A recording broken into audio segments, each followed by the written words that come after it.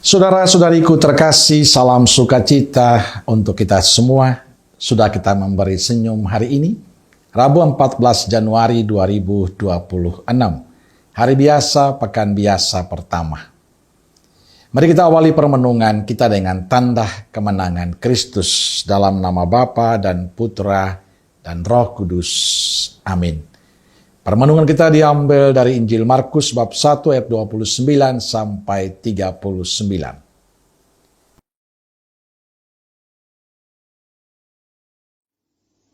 Sekeluarnya dari rumah ibadat itu, Yesus dengan Yakobus dan Yohanes pergi ke rumah Simon dan Andreas. Ibu mertua Simon terbaring karena sakit demam. Mereka segera memberitahukan keadaannya kepada Yesus.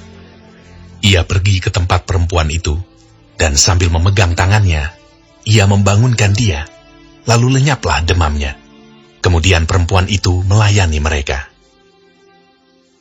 Menjelang malam, sesudah matahari terbenam, dibawalah kepada Yesus semua orang yang menderita sakit dan yang kerasukan setan. Maka berkerumunlah seluruh penduduk kota itu di depan pintu. Ia menyembuhkan banyak orang yang menderita bermacam-macam penyakit dan mengusir banyak setan. Ia tidak memperbolehkan setan-setan itu berbicara, sebab mereka mengenal dia. Pagi-pagi benar, waktu hari masih gelap, ia bangun dan pergi keluar. Ia pergi ke tempat yang sunyi dan berdoa di sana. Tetapi Simon dan kawan-kawannya menyusul dia. Waktu menemukan dia, mereka berkata, "Semua orang mencari engkau." Jawabnya, "Marilah kita pergi ke tempat lain, ke kota-kota yang berdekatan, supaya di sana juga aku memberitakan Injil, karena untuk itu aku telah datang." Lalu pergilah ia ke seluruh Galilea dan memberitakan Injil dalam rumah-rumah ibadat mereka dan mengusir setan-setan. Saudara-saudariku terkasih, setelah keluar dari rumah ibadat, Yesus bersama Yakobus dan Yohanes pergi ke rumah Simon dan Andreas. Saat itu ibu mertua Simon sakit demam. Yesus menyentuh tangan ibu mertua Simon. Seketika juga lenyaplah demamnya. Lalu perempuan itu melayani mereka. Ini menunjukkan kuasa penyembuhan Yesus.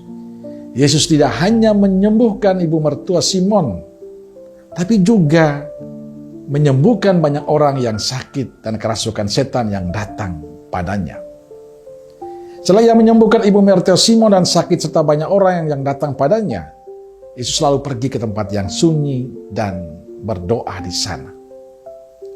Saudara-saudariku terkasih, Injil hari ini menginspirasi kita pada dua hal ini.